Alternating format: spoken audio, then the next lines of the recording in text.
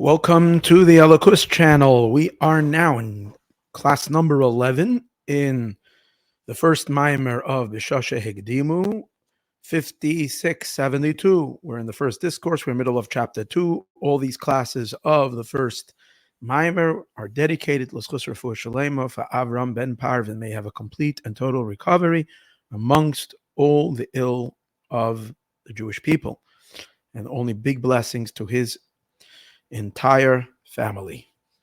Okay, so yesterday we were talking about, we're still continuing in the middle of chapter 2, middle of Perek Beis. We're learning how the Orpnimi, an internal light, works, that an internal energy becomes very much infused in the first of all, in the early part of the chapter, we learned how each and a Orpnimi has its designated keli, and therefore every power can only manifest and reveal itself in its particular vessel. And we went through the various different parts of the body. He challenged it with the idea that sometimes we find higher powers going into lower parts of the body, but then we explained that it's never directly into that limb. It's an investment of the powers themselves, where one power can invest itself in the other power, and the lower power is the one that goes into the body, like the power of motorization that can go into the hands and feet, not the power of intelligence. But sometimes the power of intelligence flows into the motorizing element of the body, and via that it can actually come into the hands and feet. However, as we discussed in 2 classes ago, that's only an external ray of the power, not its essence. And so that was point number 1. Point number 2 regarding this is that we started learning yesterday, is that because the power and the vessel are compatible with each other, and they fuse and they merge so deeply together, it is for that reason that the vessel has an influence on the energy, and it affects the energy.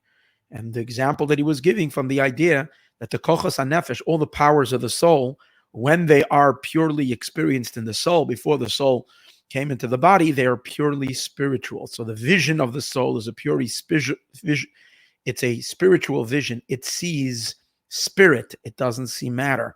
It hears spirit. It doesn't hear matter. And so, and also it appreciates and understands and comprehends the spirit and not matter. However, once it comes into a body, when the power of intelligence of the spiritual soul is fed and is transmitted through a physical brain, it translates that spiritual intelligence into a physical intelligence. And therefore, everything we comprehend and understand, even when we are trying to understand something spiritual, it still comes in a physical form. And then we have to really work hard on extracting the spiritual abstractness, its elegance, its purity from the physical coarseness, because that's the way it all works. Our vision, for instance, becomes physical vision, and our hearing becomes physical hearing. That's the idea. And the reason why the limbs and the organs have so much power over the energy is because they are a vessel for it, and and the two become so intertwined, interlaced, interfused one with each other, and because of that, it has this great impact. As he says, this is what we're learning. Okay, the kolzeh and all of this, who shechaymer evarim, the chaymer, the chumrius, the coarseness of the limbs, payalim ba'akochos, has power over the powers, affects the powers. And the reason for that is because the powers become enclosed and unified. This is the idea of grasping. They become grasped by the limbs. Every limb grasps its power. It kind of it takes it in. It absorbs it. And and that's why it affects it. Shembaim b'hakshama, the energy becomes in coursed. It becomes more. It becomes physicalized, if you might say, kimohus choimer evarim, like the substance of the limbs, of the coarseness of the limbs, of the material, the matter of the limbs. However, we might think, according to this, that the dominating fact now becomes the limbs. The limbs dominate over the powers, but it's not so. It's the exact opposite. The energy is the real powerful one. The limb melts away into the energy. The limb becomes completely subjected to serve the power that it is serving. It knows its place, that it is a vehicle, so to speak. It is an expressor. All it is a vessel. It's a keli. A vessel, is always secondary to the content.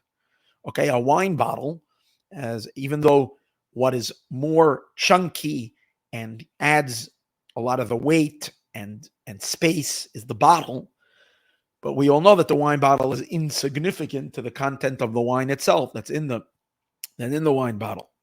And the same is in every element in a human being. The body is very secondary to the soul. The body is just a sack of bones, flesh, and it's useless. When the soul is in it, the person is a living human being.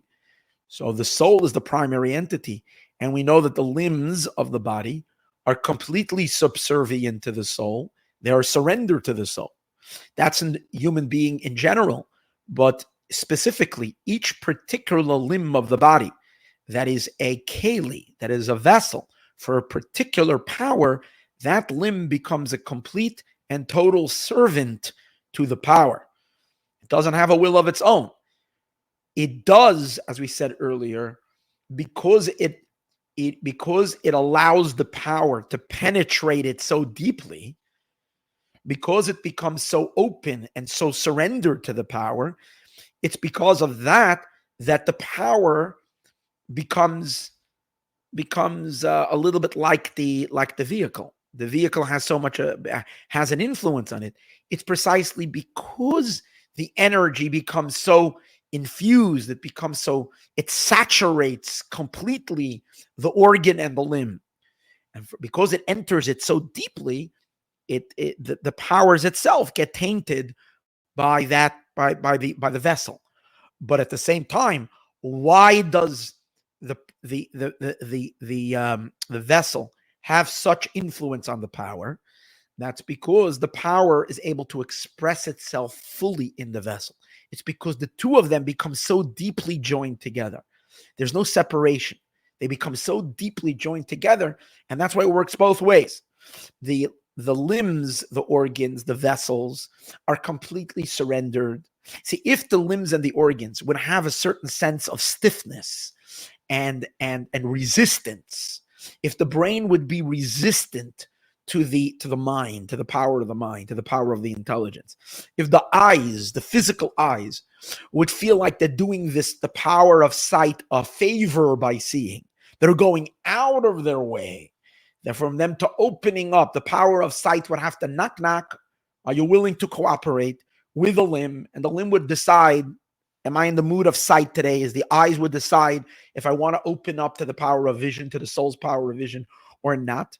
Then number one, the limbs would not then be vessels. That's not a vessel. A vessel is that you're always ready and you know you have no other business other than serving the energy. So therefore, you're completely surrendered. Precisely because of that, the energy feels completely comfortable in completely lowering itself down and entering completely into the vessel. And because of that, the vessel is able to have somewhat of a influence on the energy as well. As we said before, the energy becomes like the vessel. It would be a little bit like if you're shining a light through a green glass. Because the light is completely going through the glass, the reflection is going to be a green light, like we see in a traffic light. It's because it's so transparent, because it's so clean, because the glass is not obstructing the light. it's so open to the light, it's letting it go through, it's going to be green light, because the light is going to like completely permeate into the glass, into the greenness of the glass, and the greenness of the glass is going to impart its color onto the light, right? But that's because it's so open. If it would be opaque and it would be blocking and it wouldn't allow, then the energy would remain separated. And if the energy remained separated, it would not get colored by the color. It would remain to itself. So the reason why body and soul become so unified, so that the spiritual life force and all the powers of the soul become so physical when they come into a body, is because the body is so surrendered to the soul, so open to the soul, so comfortable with the soul being inside of it, and devoted and dedicated. For that reason, the soul's energy also becomes, so to speak, a little like the body. That's the idea that he's explaining over here. However, the limbs, betelim ala kochos, the limbs are very surrendered to the powers. The imloi came because if they would not be so surrendered, they wouldn't be a keli. A keli means that you recognize that your identity is to serve something else. I don't mean that obviously a keli, we're not talking consciously. The wine bottle is not conscious of the fact that it is here to serve the wine. But it means that when the one who made the wine bottle didn't make this to exist for itself, it made it from the very get-go that it should serve as a bottle for the wine. Shakoicha, that the idea, its entire infrastructure is to serve something else. Shakoicha is the powers, and this idea that the limbs of the body are so surrendered and so bottled to the soul. So you can see it in the fact shakoicha, that the powers yeshlam shlita have complete dominion, umemshala, and rulership ale varim, over the limbs, umanhigim, and they conduct them. And the reason for that is, and that's because the powers, because the powers are in a manner where they reveal themselves in the limbs. In other words, the limbs are able to are fully open to the power that's inside of it. So therefore, the power manifests itself into the limbs. And it's for that reason. In other words, that makes them communicate, because the limb is not closing. It's not closed off to the energy. It's completely open. It's a receptor. So what does it do? That makes the energy, the soul, reveal itself in the limb. Since the soul reveals itself in the limb, it works one. It's like it's hard to know where it starts, the chicken or the egg. The limbs, as he's going to say in a moment, God made the limbs be in a manner that they are perfect receptors. They're designed to be, and that's why Hashem makes every limb and every organ, as we discussed yesterday. The chemistry of the limbs are different. As we discussed yesterday, the matter of the brain is different than the matter of the eye. The material is different. And the reason it is that way is because Hashem forged the limbs to be perfect match for the spiritual powers that's going to enter it. So since the limbs are so inviting and so open towards the energy, that's why the energy can completely reveal itself. When the energy comes in, the energy doesn't hold back. The energy doesn't remain stiff. The energy lets itself loose. It kind of gets comfortable. It's like coming into your house, you get comfortable, you kick your shoes off, you're like comfortable, you sit down. So the energies feel fully comfortable. They fully express themselves in the limbs. Once the energy is fully communicating and open with the limb, so that makes the limb sense the energy even more. And the limb becomes even more surrendered towards the energy. In other words, it recognizes even in a deeper way that it has no business of its own other than serving the energy. So it's like one serves the other. The energies reveal themselves in the limbs, and the reason for that itself is because the limbs are conditioned to be limbs. They're conditioned to be vessels, and as a result, as a consequence of that, that makes the limbs even more surrender to the vessels. And you can go back and forth with this deeper and deeper. V'zeh gufa, that's what he's saying over here. Again, if you shakoiches and b'chines galus beivarim, why is it that, what's the reason that what's it called again, that the limbs are so buttle, are so nullified? That's because the powers are so revealed in the limbs. Al ken hem manigim es eivarim. That's why they're able to conduct the limbs. V'zeh gufa, and that itself is mipnei shem kelim aruyim lo'or tzuras hanefesh. And that's, you can see it. Let me give an example. Today I was frustrated because I needed to print something, and I had a printer that was not responding. So I wanted to print, but the printer was not responding. Yeah, or a problem with the Wi-Fi, problem with the connection. It frustrates us because we expect our machinery, our computers, machinery, whatever it is, it's almost like we expect them to be like the limbs of our body. Thank God, when you want to speak or you want to, print something from your mouth, that's what speech is. You're printing something outside of yourself with your mouth, or you're writing something. That's also printing. It's not like one day you say, I'm trying to print and it's not printing. It doesn't work that way. I'm trying to speak and it's not speaking.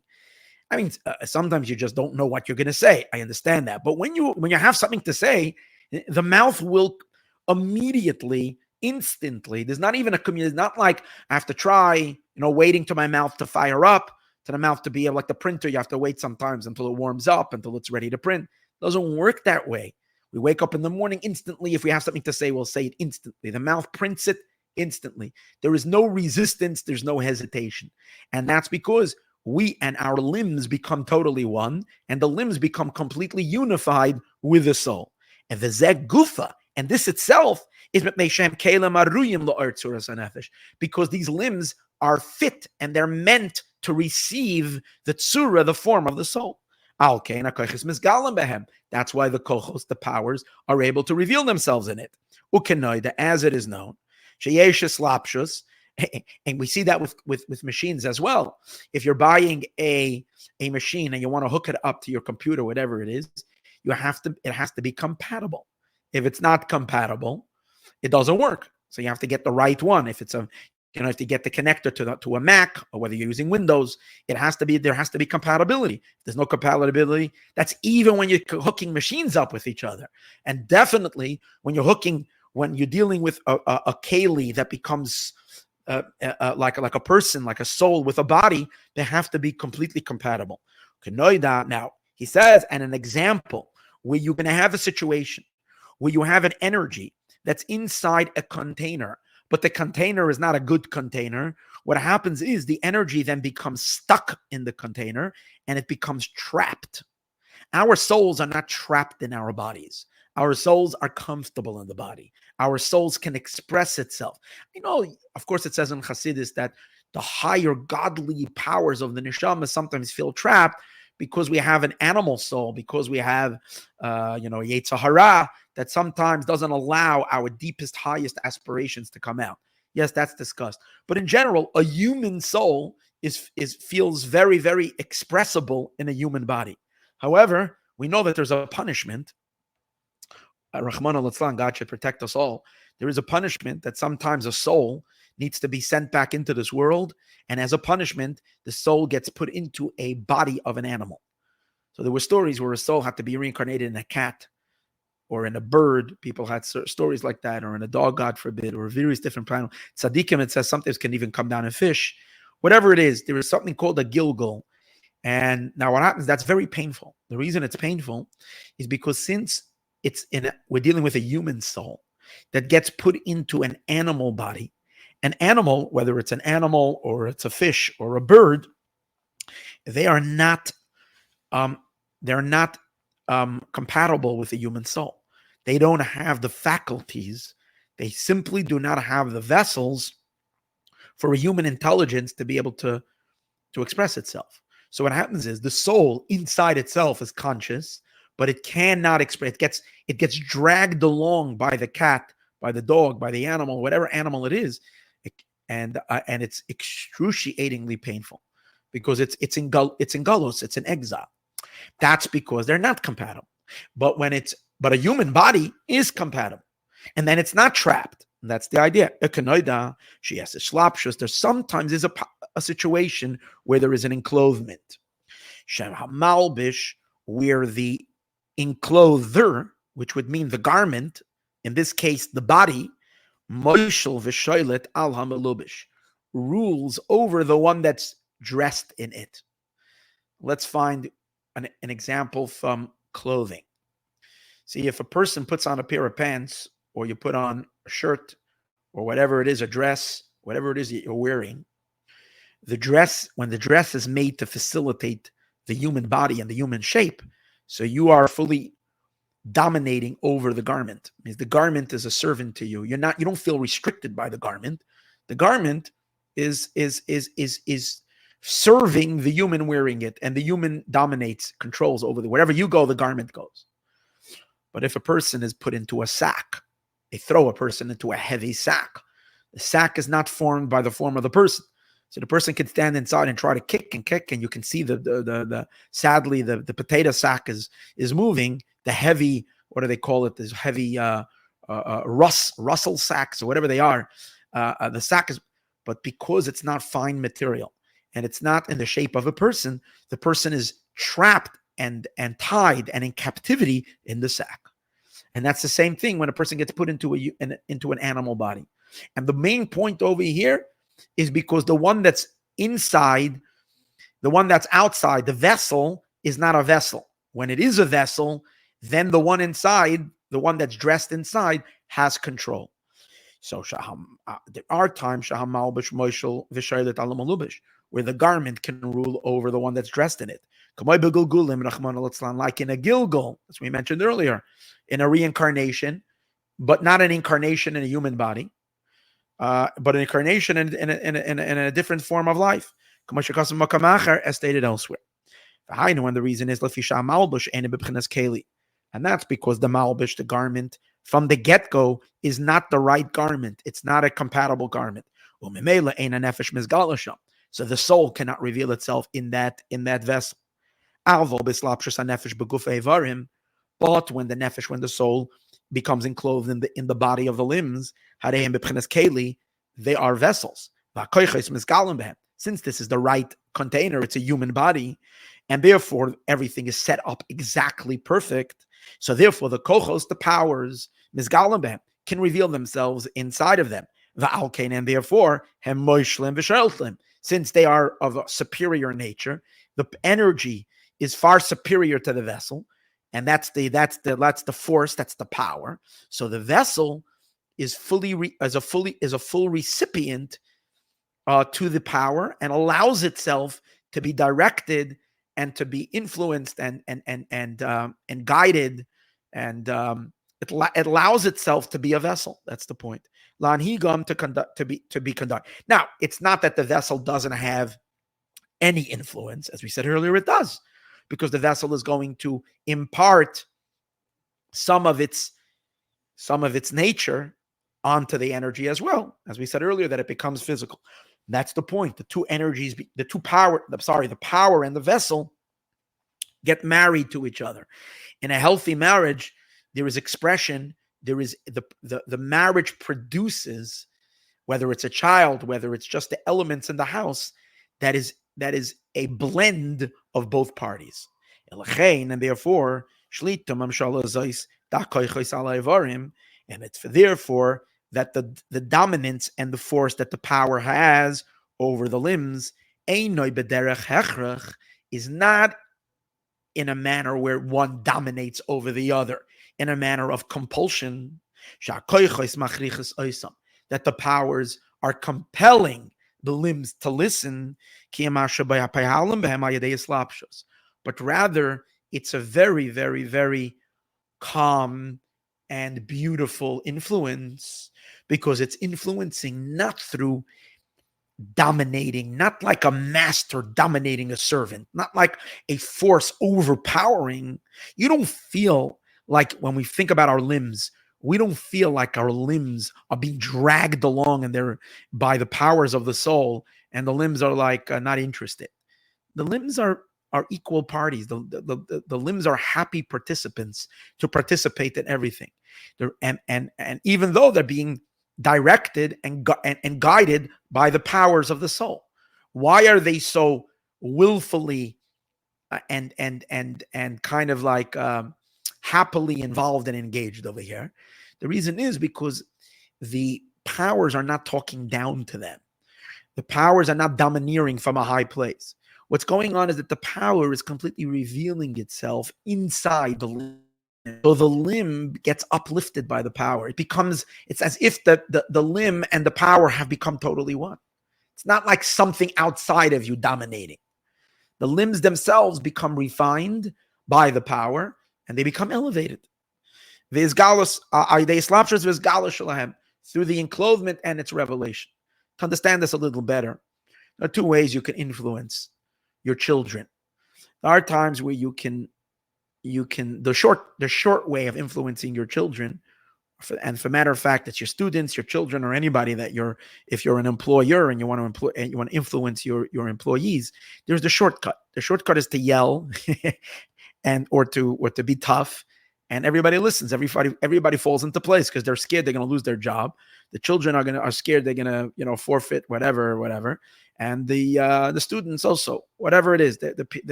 There is a subservience in that kind of form. A teacher that's dominating, a parent that's dominating. The parent gets its will, but the student and the child or the employee does it, but there's a little bit begrudgingly because someone compelled it to do so. But then there's another way where you inspire, you teach, you inspire, you elevate the world of the child, that the child starts to appreciate. It's a long way, it's not so fast. Obviously, you need both in education. You have to dominate, you have to be the parent, you have to dominate, but at the same time, you have to educate. And when you're educating, which means you're shining light into the mind of the child so that they on their own start appreciating when the house is clean. You can yell to your children to clean the house, or you can create an atmosphere that the children themselves love it, that it's so calm and so beautiful, everything looks so neat and so nice, that they start enjoying it. And then they become more refined, that they don't like a messy house. And they like when everything is clean. It's a certain seder, a certain sense of organization that you implanted on the child, that they feel that way and they want to be part of it.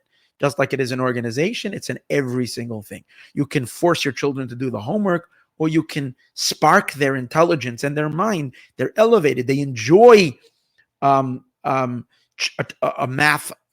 mathematical challenge. And as a result of that, they'll take the time and they'll do so. So that's the idea, that you can dominate, but dominating not through overpowering, but by enclothing yourself inside and elevating the entity. That's how the powers of the soul treat the body. They reveal themselves in the body and elevate the body. You can, compel a yid to do a mitzvah. There's something to that. Talking about not necessarily in a negative way, but you can push someone. It's there. And sometimes we do that. Sometimes that's necessary. Or you can inspire your community by just teaching them so much and enriching them so much to appreciate Torah and mitzvahs, that they are elevated, they change. Instead of being interested in foolish things and in material things, they start becoming interested in spiritual projects and so on and so forth. That's an uplifting of the person. That is the idea that he's explaining over here, how the soul influences the body and the koiches. We're going to leave this for now over here. Shall we continue Be'ezras Hashem in next class? Meanwhile, let Mashiach be here now. This is probably going to be the last class. Maybe we'll give one before Shavuos. Let's see how that will go tomorrow. Last class before Yom Tov. Thank you.